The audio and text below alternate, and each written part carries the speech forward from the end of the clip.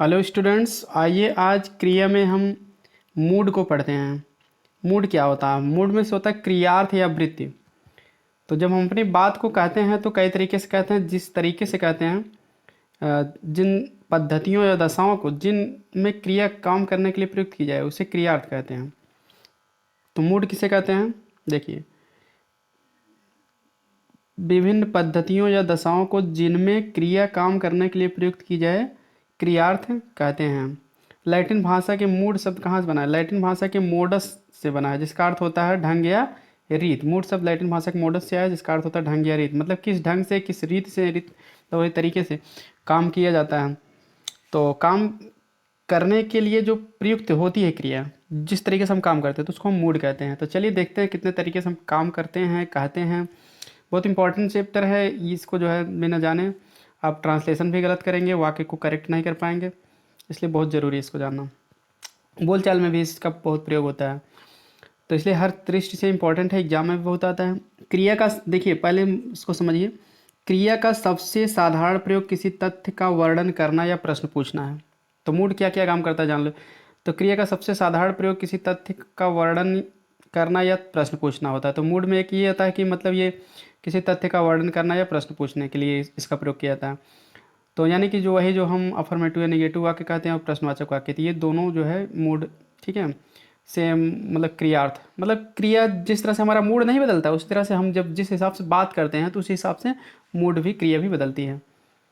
तो तथ्य का वर्णन करने या प्रश्न पूछने के लिए प्रयोग किया जाता है।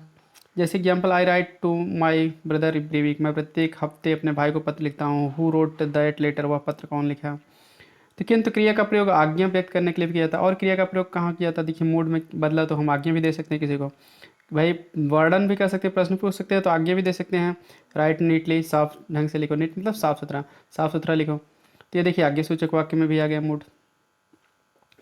अब मूड बदला गया तो हम संभावना भी व्यक्त कर सकते हैं, कल्पना भी कर सकते हैं हम अपने लिए। अथवा क्रिया का प्रयोग देखिए केवल अनुमान या संभावना व्यक्त करने के लिए भी किया जाता है। जैसे संभावना, अनुमान या संभावना, जिसको सपोजिशन कहते हैं। कल्पना, अनुमान या संभावना। तो ऐसे अनुमान या संभावना जिसमें हम कुछ कल्पना करते हैं, इमेजिन करते हैं, कोई ऐसी कोरी कल्पना करते हैं जो जान रहे हैं पूरा नहीं होगा, तब भी हम कर ही लेते हैं। ऐसी भी कल्पनाएं होती हैं। तो कुछ पूरा करने की, ठीक है, कुछ तो काम पूरा पूरा होने की संभावना रहती है, तो कुछ तो हम कल्पना ही करते हैं। तो अनुमान या संभावना व्यक्त करने के लिए, जैसे example, if I were you, यदि मैं तुम्हारे स्थान पर होता, I would do not do that, तो मैं इसे नहीं करता। अब यहाँ देखिए आई के साथ वर लगा है, क्यों लगा है? ये ना सोचिए कि वर गलत है। कभी भी इफ़ रहेगा तो इफ़ के साथ जो है होता, होता की अंग्रेजी क्या लगता है? वर लगता है, ठीक है। अगर कोई मतलब वर्ब नहीं रहती तो वर ही हम लगा दें। इफ़ आई वर यू, यदि मैं तुम्हारे स्थान पे होता, I would not do that, तो मैं इसे नहीं करता था। अब यहाँ भी देखिए आई के साथ शुड नहीं लगेगा, या सेल का शुड, ये ना सोचिए आई वुड ही लगेगा। तो ग्रामर का रूल है कि अनुमान या संभावना व्यक्त करने के लिए इफ़ वाले क्लास में फर्स्ट कॉन्टिन्यूस की सहायक यानी कि वर लगेगा, ठीक है। कोई भी सब्जेक्ट हो, एक वचन हो या बहुवचन हो, ही रहेगा तब भी वर, आई रहेगा तब भी वर। और इसमें जो है मुख्य वाक्य में जिसमें कंजक्शन नहीं रहता है तो उसमें उड लगेगा। तो ये मॉडल होता है। जैसे इफ़ वाले वाक्य देखिए तीन तरीके से बनते हैं। एक तो होता है if you do not work hard, clear, यदि तुम कठिन परिश्रम नहीं करोगे, ठीक है, तो तुम क्या हो जाओगे? फेल हो जाओगे, ठीक है। तो ये प्रेजेंट इंडेफिनिट और फ्यूचर इंडेफिनिट के स्ट्रक्चर बनता है। तो गा गे दोनों के हिंदी में आएगा तब। अब दूसरा है इफ़ साथ वर लगेगा तो उड लगेगा, ता आएगा। जैसे यदि मैं तुम होता, मतलब तुम्हारे स्थान पर होता, तो मैं इसे नहीं करता। यदि मैं इफ़ आई वर वर्ड भी कर सकते हैं। यदि मैं पक्षी होता, आई would fly in the sky, तो मैं आकाश में उड़ता। एक तीसरा भी तरीका होता है इफ़ से, जैसे इफ़ के साथ जैसे हैड लगता है, तब वर्ब की थर्ड फॉर्म लिखा जाता है, ठीक है ना।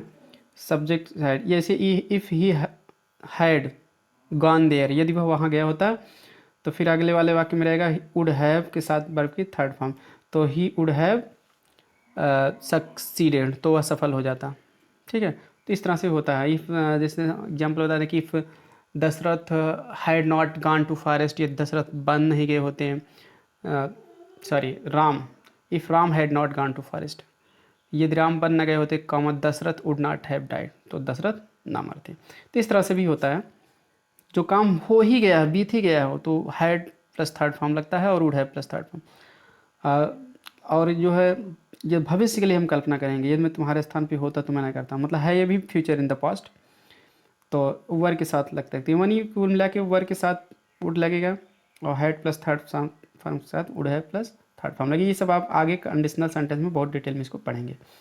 तो चलिए इस मॉडल था, बता दिए कि 3 तरीके से इफ़ के वाक्य आते हैं। एक तरीका इफ़ के साथ जो है प्रेजेंट इंडेफिनिट, फिर अगला वाक्य फ्यूचर इंडेफिनिट, इफ़ के साथ वर फिर वुड, इफ़ के साथ had plus third form would have been plus would have plus third form, passive voice में रहेगा तो वुड हैव बीन भी लगा सकते हैं। तो चलिए आगे की बात है, डिटेल में पढ़ेंगे। इन विभिन्न पद्धतियों दशाओं को जिनमें क्रिया काम करने के लिए प्रयुक्त की जाती है उसे हम क्रियार्थ कहते हैं। तो ये तो बता ही दिए कि क्रियार्थ का काम क्या होता है, ठीक है, तथ्य का वर्णन करना, आज्ञा देना, अनुमान या संभावना व्यक्त करना। परिभाषा मूड किसे कहते हैं? मूड क्रिया की वह दशा या पद्धति है जो काम करने के ढंग बताते हैं। मूड मतलब क्या होता है? मोड मतलब ढंग, ठीक है, कुल मिला के काम करने का ढंग जो व्यक्त करे उसे हम क्रियार्थ कहते हैं। अंग्रेजी में 3 क्रियार्थ हैं, 3 क्रियार्थ हैं, तीनों जान लीजिए। इंडिकेटिव है, इंडिकेटिव माने निश्चयार्थ, निश्चय धन अर्थ। इम्परेटिव माने विध्यार्थ, विधि धन अर्थ, कोई विधि बताएगी उसका अर्थ, निश्चय करके उसका अर्थ बताए। सबजंक्टिव माने होता है संभावनार्थ, यानी संभावना प्लस अर्थ। तो चलिए इसके बारे में डिटेल देखते हैं। आगे देखते हैं, देखिए निश्चयार्थ वृत्ति में इंडिकेटिव मूड के बारे में थोड़ा जानते हैं। इंडिकेटिव माने होता है निश्चयार्थ। निश्चयार्थ वृत्ति का प्रयोग होता है कहाँ होता है? घटना का वर्णन करने के लिए, जैसे अफर्मेटिव नेगेटिव वाक्य में, जैसे Ram goes to school daily, we are taught arithmetic, हमें अंकगणित पढ़ाया जाता है, ही राइट्स लीजिबली, लीजिबली मतलब पढ़ने पढ़ने योग्य लिखता है, पढ़ने ढंग से इस तरह से देखिए प्रश्न पूछने के लिए भी लगता है।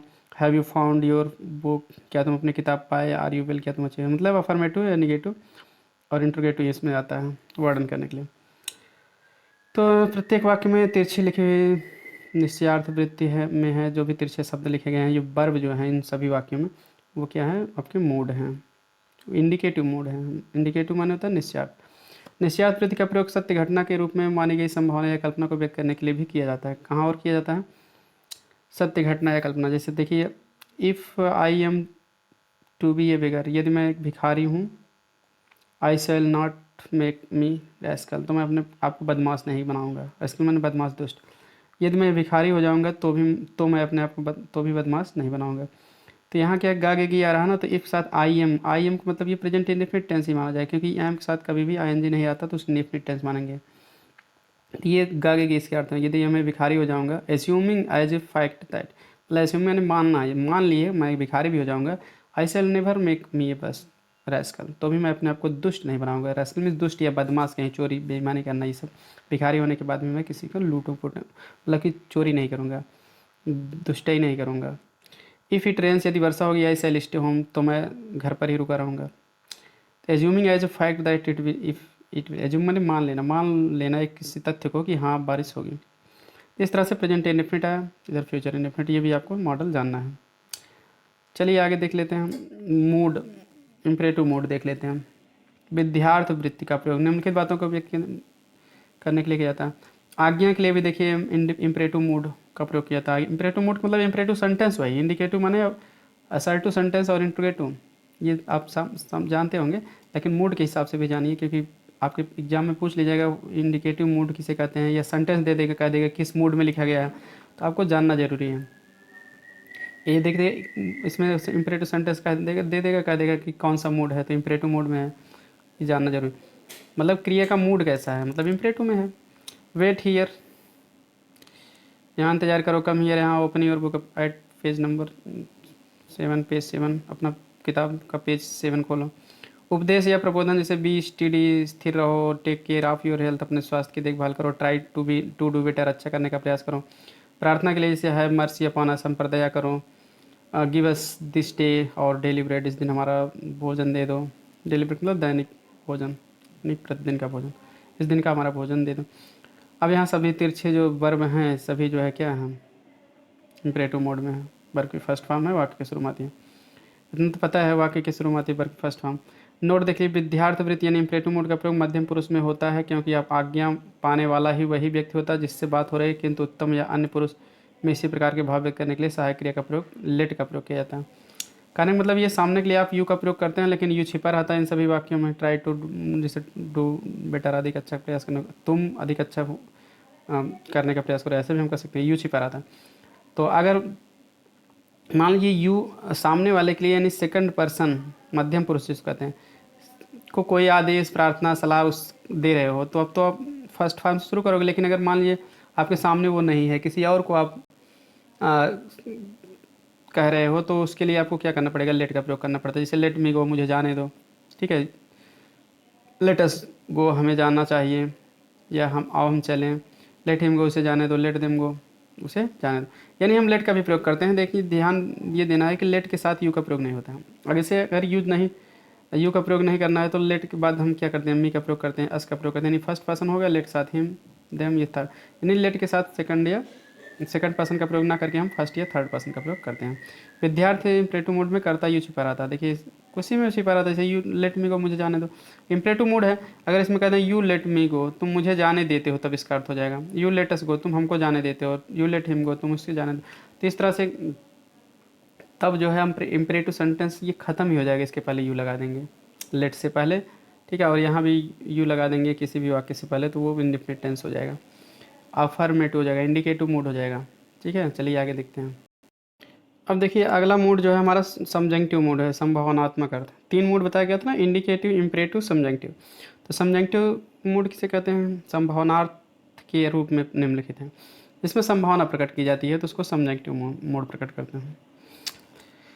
तो जैसे देखते हैं वर्तमान संभावनार्थ, प्रेजेंट। 2 प्रकार के सबजेक्टिव मोड होते हैं, प्रेजेंट सबजेक्टिव, पास्ट सबजेक्टिव।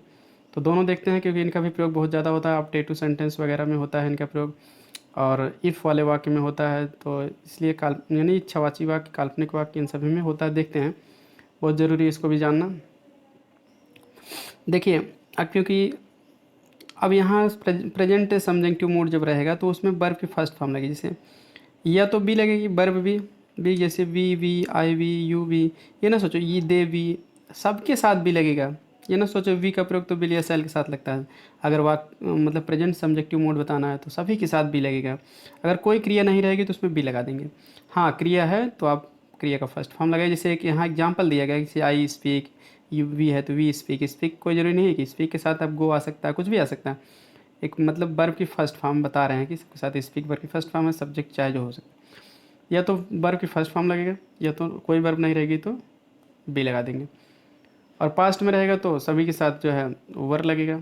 जैसे आई वेयर अभी पीछे नहीं पड़े थे, अब देखिए सबके साथ वर लगा देंगे। या और सबके साथ वर्ब की कौन सी फॉर्म लगा देंगे, फर्स्ट फॉर्म लगा देंगे।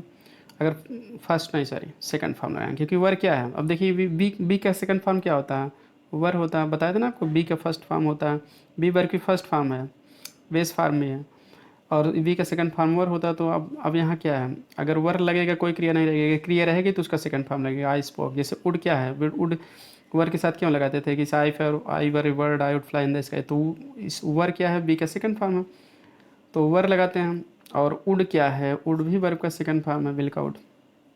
इस तरह से आपको समझना ये है कि सब्जेक्टिव मूड जो है 2 प्रकार का होता है, एक प्रेजेंट सब्जेक्टिव, एक पास्ट सब्जेक्टिव। प्रेजेंट में क्या है, कोई भी वर्ब सब्जेक्ट चाहे जो रहे उसके साथ फर्स्ट फॉर्म लगाएंगे। अगर वर्ब नहीं रहेगा तो बी लगा देंगे सबके साथ। पास्ट सब्जेक्टिव में क्या होता है, सभी के साथ वर्ब की सेकंड फॉर्म लगाएंगे। वर्ब नहीं रहेगा तो वर लगा देंगे। अब चलिए एग्जाम्पल से अच्छे से समझते हैं हम। आजकल की अंग्रेजी में संभावनार्थ वृत्ति का प्रयोग बहुत ही कम होता है, यानी प्रेजेंट सब्जेक्टिव मोड का। वर्तमान संभावनार्थ यानी प्रेजेंट सब्जेक्टिव का प्रयोग होता है। कहाँ कहाँ होता है प्रेजेंट सब्जेक्टिव, देखते हैं। जहाँ वर्ब की फर्स्ट फॉर्म लगेगी, चाहे एक वचन हो या बहुवचन, उसको प्रेजेंट सब्जेक्टिव मोड कहेंगे। कुछ परंपरागत पदबंधों में जहाँ कोई इच्छा या आशा व्यक्त की जाए, अगर कोई इच्छा या आशा व्यक्त की जाएगी तो फर्स्ट फॉर्म लगेगा। ये ना सोचो कि एक वचन है तो यस यस लगा देंगे। जैसे गॉड ब्लेस यू, भगवान तुम्हारा भला करे, ऐसा वाक्य तो सुने हैं ना, गॉड ब्लेस यू। यहाँ गॉड तो एक वचन है ना, तो ब्लेसेज क्यों नहीं किया गया, क्योंकि ये सब्जेक्टिव मोड में है, ठीक है। गॉड सेव द किंग, भगवान राजा को बचाए। अब यहाँ गॉड एक वचन है ना, सेव में एस क्यों नहीं जोड़ा गया, क्योंकि प्रेजेंट सब्जेक्टिव मोड है। ये सब जानना जरूरी है क्योंकि इंटरव्यू में आता है, एरर शुद्ध करने के लिए। कंपटीशन एग्जाम में भी आता है, वैसे भी हाई स्कूल इंटर में भी आता है। इन सब का डायरेक्ट इनडायरेक्ट बनाने के लिए भी दे दिया जाता है।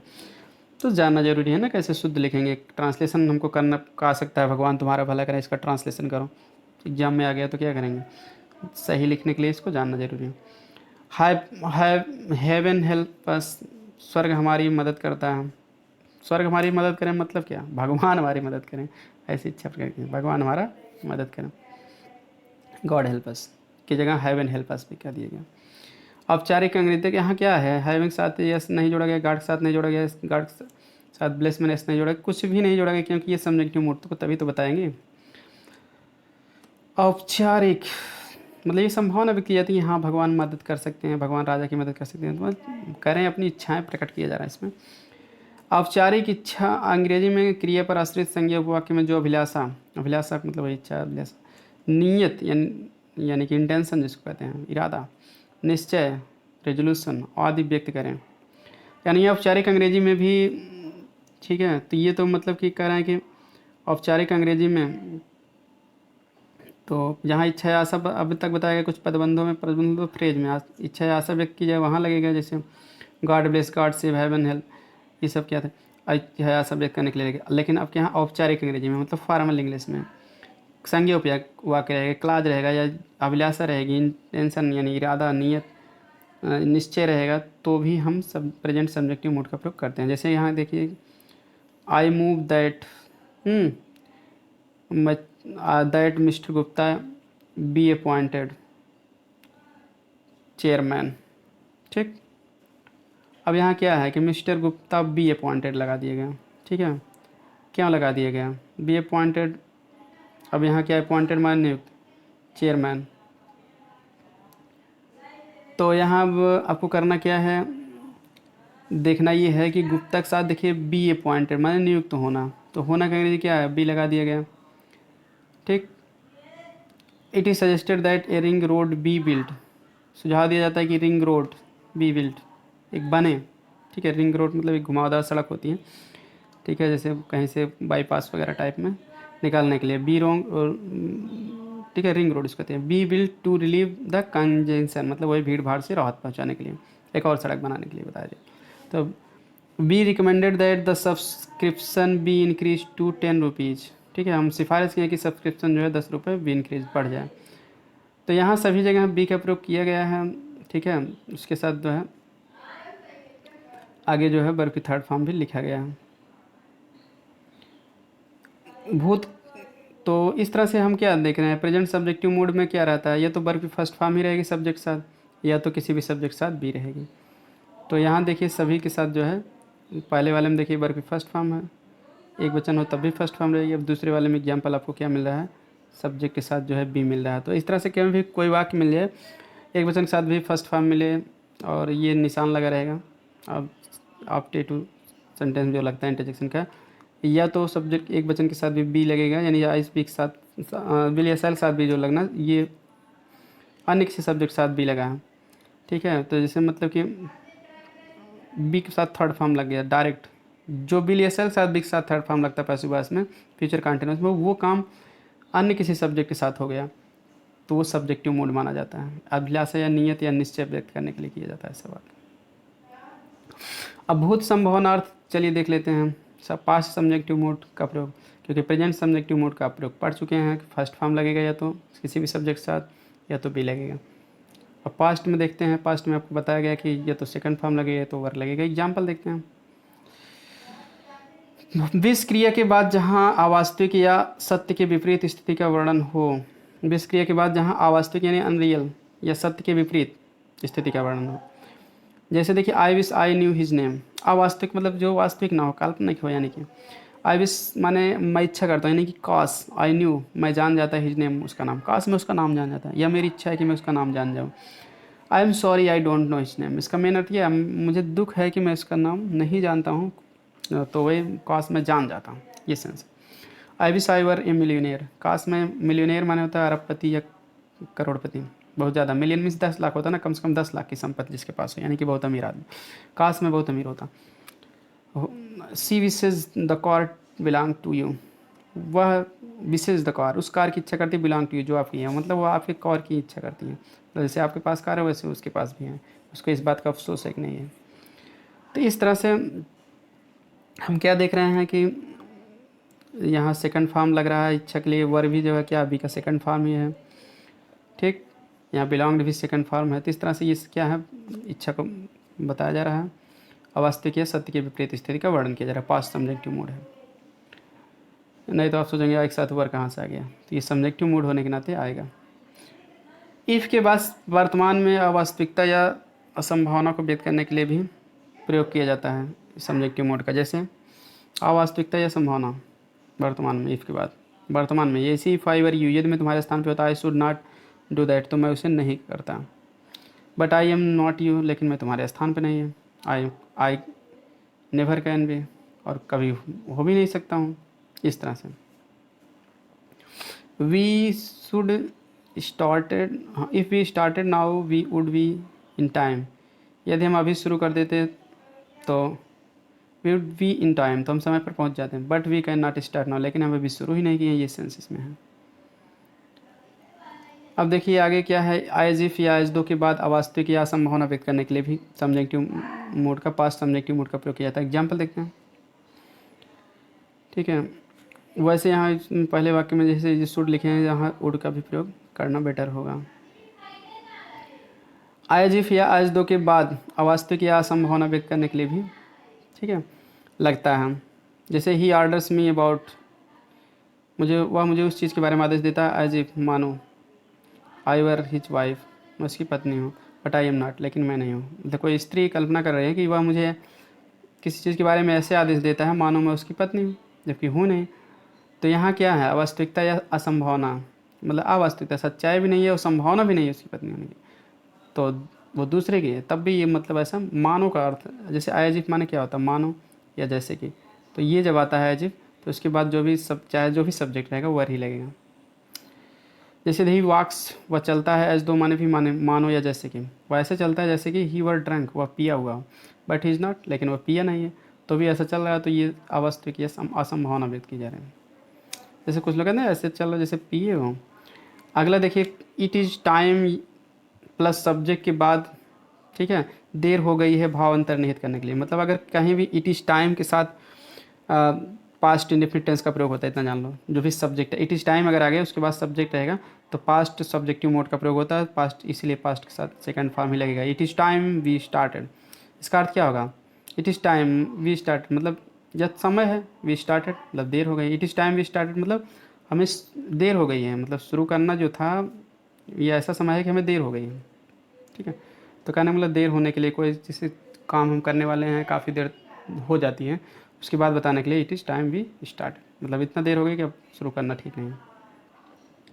तो इट इज़ टाइम कहीं भी आएगा, उसके बाद जो सब्जेक्ट आएगा वर्ब से कन्फर्म यानी पास्ट सब्जेक्टिव मोड का प्रयोग किया जाता है। ये आप जान लीजिए, परीक्षा में कम ये सब आते हैं।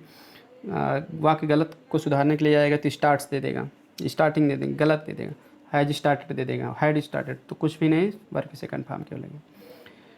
पांचवा है वुड रादर, सब्जेक्ट के बाद अभिरुचि संकेत करने के लिए। जैसे वुड रादर प्लस सब्जेक्ट अगर रहेगा तो उसके बाद ये अभिरुचि यानी कि प्रेफरेंस, जिसको पसंदगी कहते हैं, व्यक्त करने के लिए भी पास्ट, ठीक है, सब्जेक्टिव का मोड होता है। जैसे example, I would rather you मत you went by air. I would rather मतलब मैं अधिक पसंद करता, यू वेंट बाई एयर, तुम हवाई जहाज़ से जाते हैं। एयर मतलब हवा, हवा मतलब हवाई जहाज़।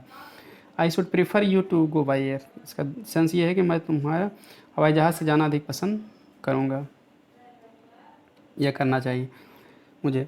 दे would rather you paid them by cheque, they would rather you, वे तुम्हें और अधिक पसंद करते हैं, पेड देम बाई चेक, यदि तुम्हें चेक से पेड कर देते हैं। तो इस तरह से वुड रादर के साथ, ठीक है, के साथ भी जो है पास्ट सब्जेक्टिव मोड का प्रयोग होता है, यानी कि वर्ब के सेकंड फॉर्म का प्रयोग। और इट इस टाइम के बाद हमेशा वर्ब के सेकंड फॉर्म लगेगी। ये सब पॉइंट है। एज इफ या एज दो के बाद हमेशा वर लगेगा, ठीक है। एक वचन हो, देखिए ही है तब भी वर, आई है तब भी वर, उससे नहीं मतलब है। तो ये सब विशेष जानकारियाँ थी वर्ब, क्योंकि बिना वर्ब के वाक्य बनता नहीं है। वर्ब हम किस तरह से प्रयोग करते हैं, ये सब परीक्षा में बहुत ज़्यादा आते हैं। और ट्रांसलेशन में भी मतलब आ गया कि मतलब वो ऐसे बात करता है मानो वह राजकुमार हो, मानो वह पिया हो, मानो वह पागल हो, तो वर ही लगेगा सब में, इसलिए इनका ज़रूरी है, ठीक है। उसे आने में देर हो गई, उसे it is time we start, ठीक है, वी ही केम, ऐसे कुछ भी कह सकते हो। It is time we studied, हमें पढ़ने में देर हो गई। तो इस तरह से कुछ भी सेंटेंस बना सकते हो। आई होप आपको वीडियो पसंद आया होगा। वीडियो पसंद आया तो लाइक, सब्सक्राइब और शेयर करें। ऐसी विशेष जानकारी, ग्रामर की पूरी जानकारी पाने के लिए इस चैनल से जुड़े रहें। बाकी जो है कोई भी आप क्वेरी हो, क्वेश्चन हो तो भी आप पूछ सकते हैं। मिलते हैं नेक्स्ट वीडियो में। Thanks for watching video.